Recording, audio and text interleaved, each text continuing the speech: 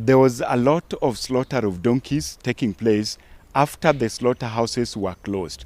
This was happening in two phases. When the slaughterhouses were open, remember the main factor driving the donkey slaughter business in Kenya is not the donkey meat.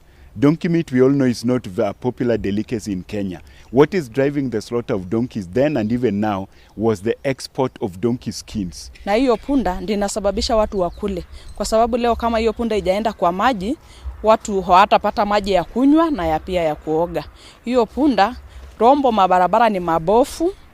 Rombo watu wanalima, lakini gari ya kutoa mazao kwa mashamba kusitoa kuzipeleka kwa soko hakuna. Tumeweza kushirikiana na jamii pamoja na washikadau ambao wanashughulikia masuala haya ya mifugo katika kaunti ya Kajiado. Tumeweza kupata fursa ya kujua mengi na kuelezwa jinsi hawa punda wanavukishwa pale mpakani mwa Kenya na Tanzania, na pia hiyo wizi ya punda ambazo zinaendelea katika kaunti ya Kajiado.